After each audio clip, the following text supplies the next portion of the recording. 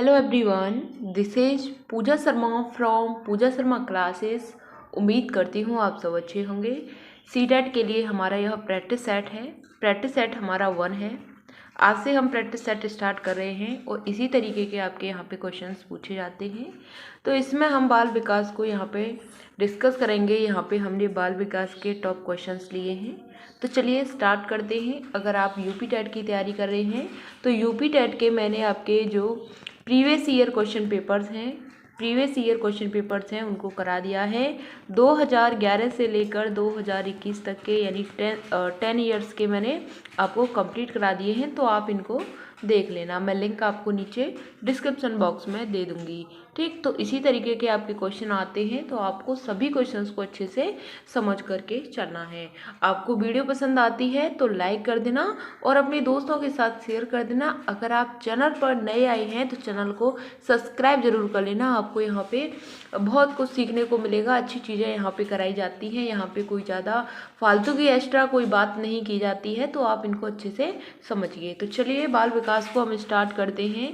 Question number 1 आता है आपका कि लेव वाइगोत्स्की के अनुसार, किसके अनुसार? लेव वाइगोत्स्की के अनुसार आपको यहाँ पे बताना है कि निम्नलिखित में से कौन से कारक बच्चों के संज्ञानात्मक विकास को सुगम बनाते हैं। किसके अनुसार बताना है? लेव वाइगोत्स्की के अनुसार बताना है कि बच्चों के जो संज्ञानात्मक विकास है उसको कैसे सुगम बनाते हैं। तो यह आपके सांस्कृतिक उपकरण के द्वारा, यह आपके सामाजिक संपर्क के द्वारा, या फिर संतुलन के द्वारा, या फिर पुरस्कार के द्वारा। तो आपको बताना है। तो मैं यहाँ पे बात करती हूँ लेव वाइगोत्स्की के बारे में। तो यह हमेशा किसकी बात करते हैं? SCL की बात करते हैं। किसकी बात करते हैं? SCL की बात करते हैं।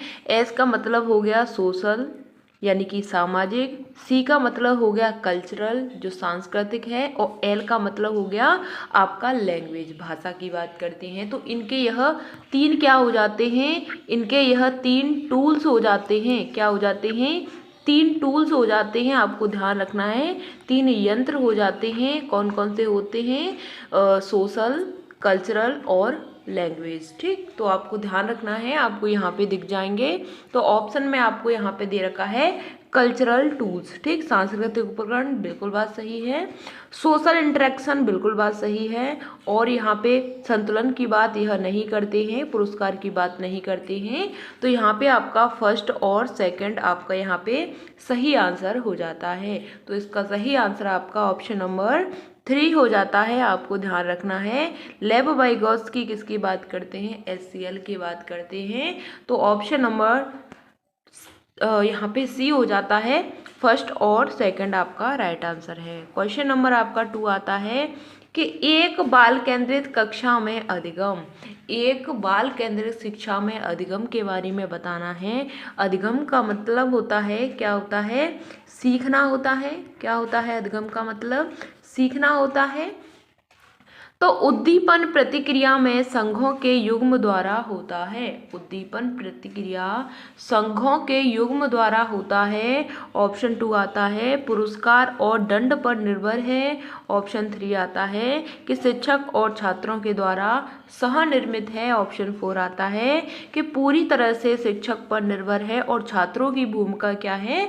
निष्क्रिय है। क्वेश्चन नंबर 2 का आपको आंसर बताना है कि जो बाल केंद्रित शिक्षा है इसमें कक्षा में अधिगम कैसे होता है? तो यहाँ पे शिक्षक और छात्रों के द्वारा सहनिर्मित होता है। किसके द्वारा होता है? शिक्षक और छात्रों के द्वारा यह निर्मित होता है। इतना आपको ध्यान रखना है। युग्म द्वारा होता है, बिल्कुल बात गलत हो जाती है। पुरस्कार व दंड की बात बिल्कुल गलत है। भूमिका निष्क्रिय होती है, यह बात गलत है। शिक्षक और छात्रों का क्या होता है? यह सहनिर्मित होता है। यह यहाँ पे को कंस्ट्रक्टेड होता है। इतना आपको ध्यान रखना है। तो option number 3 is the right answer. Question number आपका यहाँ पे 3 आ जाता है कि पूर्व संक्रियात्मक अवस्था में कौन सी संज्ञानात्मक क्षमता आती है? पूर्व संक्रियात्मक अवस्था में कौन सी संज्ञानात्मक क्षमता आती है? तो यह बताना है। तो यह पूर्व संक्रियात्मक अवस्था है, किसके अनुसार है? तो यह आपकी जीन पियाजे के अनुसार है। किसके अनुसार है? जीन पियाजे के अनुसार है और इन्होंने अपनी बच्चों की अवस्थाओं में जो परिवर्तन हुआ था उनको खोजा था। और जो पूर्व संक्रियात्मक अवस्था होती है यह आपकी 2 से 7 वर्ष की अवस्था होती है। 2 से 7 वर्ष की यह अवस्था होती है, इतना आपको ध्यान रखना है। तो चलिए अब हम यहाँ पे बात करते हैं कि जो पूर्व संक्रियात्मक अवस्था है तो इसमें संज्ञानात्मक क्षमता कौन सी आती है। तो यहाँ पे ऑप्शन 1 आता है अमूर्त सोच की क्षमता होती है। ऑप्शन 2 आता है लक्ष्य निर्देशित व्यवहार की क्षमता होती है। ऑप्शन 3 आता है दूसरे का नजरिया लेने की क्षमता होती है। ऑप्शन 4 आता है परिकल्पनात्मक निगमनात्मक सोच की क्षमता होती है।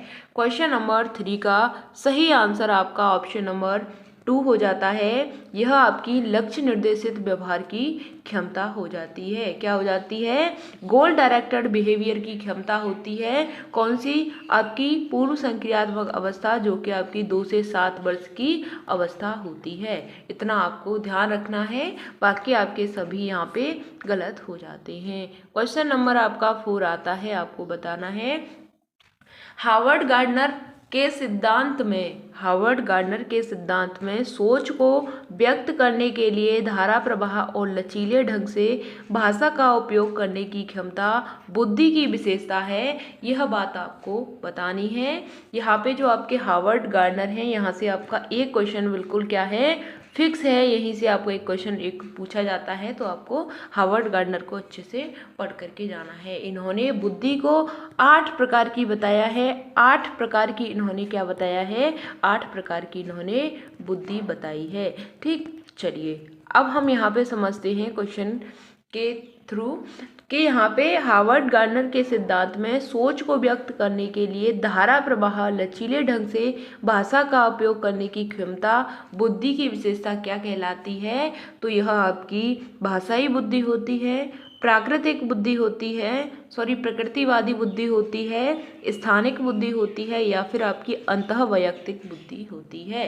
हार्वर्ड गार्डनर के अनुसार यहाँ पे धारा प्रवाह की बात हो रही है, सोच को व्यक्त करने की बात हो रही है, और लचीले ढंग से भाषा का उपयोग करने की क्षमता की बात हो रही है। तो यह आपकी कौन सी बुद्धि हो जाती है? यह आपकी भाषाई बुद्धि कहलाती है। आपको यहाँ पे दे रखा है कि लचीले ढंग से भाषा का उपयोग करने की क्षमता, यह आपकी भाषाई बुद्धि कहलाती है। क्वेश्चन नंबर 5 आ जाता है आपका, आपको बताना है कि 4 साल के राहुल को एक गुड़िया उपहार में मिलने पर 4 साल के राहुल को एक गुड़िया उपहार में मिलने पर वह बोला, मैं इसका क्या करूँगा? इस लड़के गुड़ियों से नहीं खेलते। यह क्या दर्शाता है? 4 साल के राहुल को एक गुड़िया उपहार में मिलने पर वह बोला, मैं इसका क्या करूँगा? लड़के गुड़िया से नहीं खेलते। तो यह किस बात को दर्शा रहा है? तो यह आपका जेंडर प्रासंगिकता है, या फिर आपका यह जेंडर पक्षपात है, या जेंडर रूढ़िवादिता है, या जेंडर समता है। तो यहाँ पे 5 साल का बच्चा है राहुल, यह कह रहा है कि मैं गुड़िया से नहीं खेलता। किसी ने गिफ्ट दिया है उसको गुड़िया का, तो उसने बोला कि मैं गुड़िया से नहीं खेलता।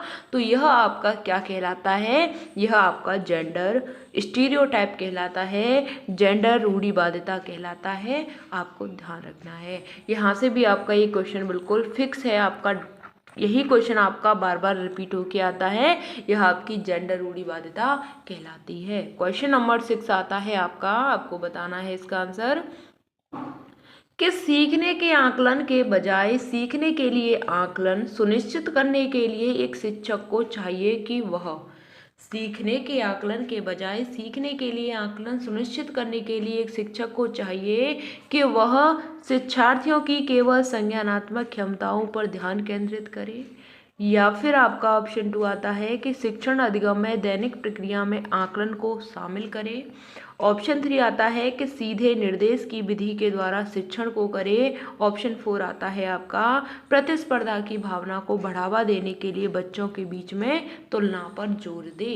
तो आपको बताना है कि सीखने के आकलन के बजाय सीखने के लिए आकलन सुनिश्चित करने के लिए एक शिक्षक को चाहिए कि वह, इसका सही आंसर आपका ऑप्शन नंबर यहाँ पे 2 हो जाता है कि शिक्षण अधिगम में दैनिक प्रक्रिया जहाँ पे दिख जाए आपको, बिल्कुल बात आपकी सही हो जाती है। दैनिक प्रक्रिया के आकलन को क्या करना, शामिल करना, बिल्कुल बात सही है।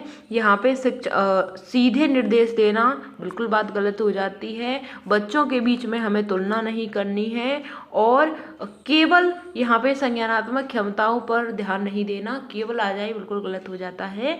और दैनिक प्रक्रिया के आकलन को शामिल करना, यही आपका सही आंसर हो जाता है। क्वेश्चन नंबर आपका 7 आता है। आपको बताना है कि किस तरह के प्रश्न पूछकर बच्चों में समालोचनात्मक सोच को बढ़ावा दिया जा सकता है। बच्चों को यहाँ पे पूछा है कि बच्चों में जो समालोचनात्मक सोच होती है, क्रिएटिव सोच होती है, उसको हम बढ़ावा कैसे दे सकते हैं। तो ऑप्शन 1 आता है आपका कि वन अधिकार अधिनियम किस वर्ष पारित किया गया था, इस तरीके के क्वेश्चन पूछकर। ऑप्शन 2 आता है कि त्रिभुज के तीनों कोणों का योग क्या होता है। ऑप्शन 3 आता है कि वायुमंडल की विभिन्न परतों के नाम लिखिए। ऑप्शन 4 आता है कि बीजों के अंकुरण के लिए हवा की आवश्यकता होती है। सिद्ध करने के लिए एक प्रयोग की रूपरेखा तैयार कीजिए। तो क्वेश्चन नंबर 7 का यहाँ पे सही आंसर आपका ऑप्शन नंबर 4 हो जाता है कि बीजों के अंकुरण के लिए हवा की आवश्यकता होती है। यह सिद्ध करने के लिए प्रयोग की रूपरेखा तैयार करना, बिल्कुल बात सही है। ऐसे क्वेश्चन हमें समालोचनात्मक सोच को बढ़ावा देते हैं, बच्चों की क्रिएटिव सोच को यह बढ़ावा देते हैं। क्वेश्चन नंबर आपका 8 आता है। आपको बताना है एक समावेशी व्यवस्था में किसकी जरूरतों के अनुसार यथोचित संयोजन करता है। एक समावेशी व्यवस्था में कौन किसकी जरूरतों के अनुसार यथोचित संयोजन करता है। तो यहाँ पे अभिभावक स्कूल की ज़रूरतों के अनुसार, स्कूल छात्र की ज़रूरतों के अनुसार, छात्र स्कूल की ज़रूरतों के अनुसार, या छात्र शिक्षक की ज़रूरतों के अनुसार। तो समावेशी व्यवस्था में कौन किसकी ज़रूरतों के अनुसार यहाँ पे संयोजन करता है। तो इसका सही आंसर होता है आपका ऑप्शन नंबर 2। जो स्कूल होता है वह छात्रों की ज़रूरत के अनुसार होता है।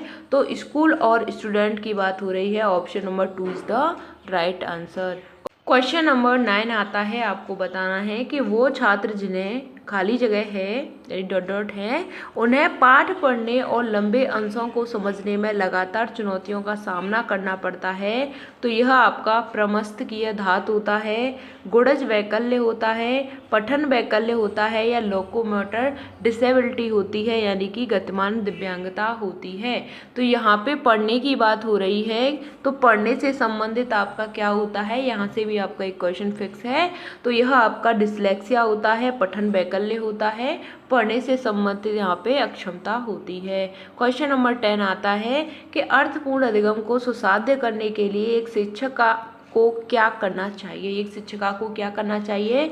तो छात्रों के बीच सहयोग को हतोत्साहित करना चाहिए, छात्रों के बीच प्रतिस्पर्धा को प्रोत्साहित करना चाहिए, या विषय वस्तु को रटने पर बढ़ावा देना चाहिए, या संप्रत्ययों की समझ को महत्व देना चाहिए। तो क्वेश्चन नंबर यहाँ पे 10 का सही आंसर होता है ऑप्शन नंबर 4। यहाँ पे बच्चों की जो समझ है उसको हमें क्या देना चाहिए, इम्पोर्टेंस देनी चाहिए, उसको महत्व देना चाहिए। बिल्कुल बात सही है। बाकी के आपके सभी यहाँ पे गलत हो जाते हैं। आपको सभी क्वेश्चन समझ में आए होंगे। आपको वीडियो पसंद आती है तो वीडियो को लाइक कर देना। इसी तरीके से हम सभी सब्जेक्ट के आपको सभी क्वेश्चंस को समझाएंगे, किस तरीके के क्वेश्चन आते हैं। तो आप इन सभी को अच्छे से फॉलो कीजिएगा, आपको बहुत कुछ यहाँ पे सीखने को मिलेगा। मिलते हैं फिर आपको आगे की नेक्स्ट वीडियो में। अगर आपका कोई भी डाउट होता है तो आप हमें कमेंट के माध्यम से पूछ सकते हैं। तो चलिए, थैंक्स फॉर वॉचिंग। जय हिंद, वंदे मातरम।